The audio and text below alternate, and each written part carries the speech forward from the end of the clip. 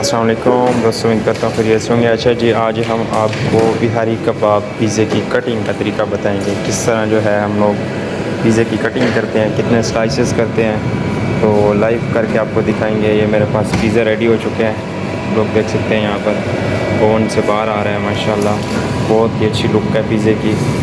यहाँ पर जो हमने 12 कबाब लगाए हुए हैं, तो 12 स्लाइस करेंगे। ये आपको मज़ीद आगे चल के दिखाते हैं। पिज़्ज़ा ओवन से बाहर आ रहा है, तो नेक्स्ट जो इसका प्रोसेस है वो आप दोस्तों के साथ शेयर करते हैं। तो चलें जी, वीडियो को एंजॉय करें।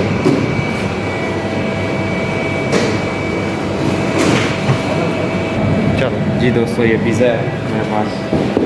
तो अब मैं इसको कटिंग बोर्ड पे लेके आऊँगा और यहाँ पर जो है इसके स्लाइसेस करूँगा। थोड़ा सा ऑयल लगा लेते हैं ताकि इसके जो किनारे हैं ना वो नरम हो जाए। ये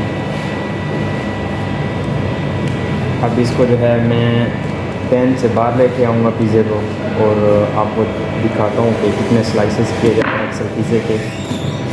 तो ये पिज़्ज़ा मेरे पास ओवन से बाहर आ चुका है।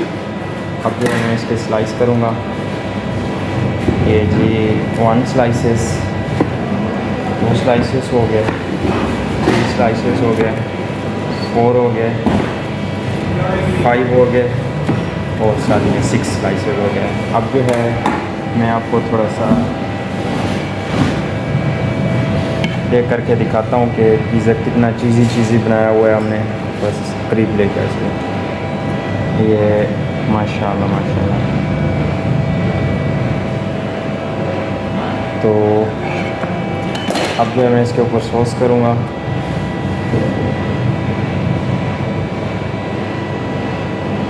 कितना प्यारा लग रहा है जी, माशाल्लाह माशाल्लाह। तो आप लोग ने कमेंट में बताना है कि किस तरह पिज़्ज़ा आपको लग रहा है। अगर नेक्स्ट वीडियो किसी अच्छे कबाब पिज़्ज़े की चाहिए तो आपने हमारे चैनल को सब्सक्राइब करना है और वीडियो को लाइक करना है। तो चलें जी, मेरा ऑर्डर पार्सल का था, अब मैं इसको पैकिंग में लेके आता हूँ। तो यहाँ पर मैंने इसको पैकिंग में लेके आ गया। अब जो है मैं इसके ऊपर पिज़्ज़ा टेबल लगाऊँगा ताकि इसके जो स्लाइसेस हैं आपस में जुड़े रहें। ये मेरा पिज़्ज़ा पैक हो चुका है। तो मिलते हैं नेक्स्ट वीडियो में नए टॉपिक के साथ। तब तक के लिए खुदा हाफ़िज़।